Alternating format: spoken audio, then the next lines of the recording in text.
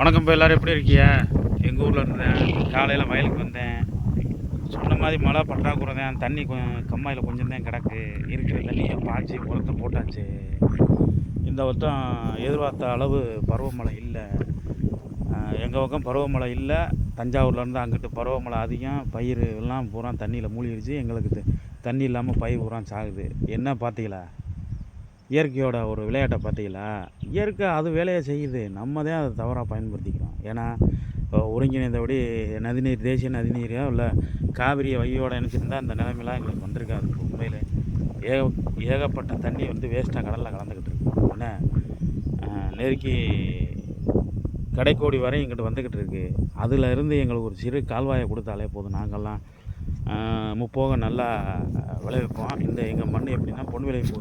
என்ன வச்சாலும் வரும். என்ன அதை நீங்கள் புரிஞ்சுக்கிறேன்னு, என்ன போட்டாலும் வரும். அப்படிப்பட்ட மண்ணுக்கு தண்ணி கிடையாது. அதுதான் பெரிய பிரச்சனை. ரெண்டாவது, எங்களோட கண்மாயிலோட தன்மை எப்படின்னா, ஒரு தடவை தண்ணியை தேக்குனா கிட்டத்தட்ட ஒரு வருஷம் தருதி அந்த தண்ணி குடிக்காது, உறிஞ்சாது. ஏன்னா அந்த அளவுக்கு ஒரு கல் தொட்டி மாதிரி தண்ணியை பாதுகாக்கிற அம்சத்தை கொண்டது எங்கள் பகுதியில் உள்ள கண்மாய். அதனால் எங்களுக்கு நீர் தான் பற்றாக்குறை, வேறு எதுவுமே இல்லை. நீர் இருந்தால் நாங்கள் வருஷம் முழுவதும் விவசாயம் என்ன யார் அதை செய்ய போகிறா? முன்னாடியே செய்யலை, நீவே யாராக இருந்தால் அதெல்லாம் செய்ய போகிறான். ஏதோ எங்கள் தலைமுறையிலையாவது இந்த விவசாயங்கிற தொழிலை அழியாமையாவது காப்பாற்றிக்கிறதுக்கு அவ்வளோது. ஏன்னா எல்லோரும் தப்பாக நினைச்சக்கூடாது. விவசாயங்கிறது தொழில் மட்டும் கிடையாது. அது பண்பாடு, பாரம்பரியம். திரும்ப திரும்ப அதான் சொல்லுவேன். அதனால் விவசாயத்தை எவ்வளவு செலவு வந்தாலும் அதை நாங்கள் மன திருப்தியோடு தான் செய்கிறோம். எங்களுக்கு லாபம் வந்தாலும் அதுதான், நட்டம் வந்தாலும் அதுதான். அதனால் நீங்களும் இப்போ சமீபத்தில் எல்லா குழந்தைகளும் சிலம்பம் போட போகிறது எனக்கு ரொம்ப பெருமையாக இருக்குது. அது தமிழர் பண்பாடு, பாரம்பரியம்.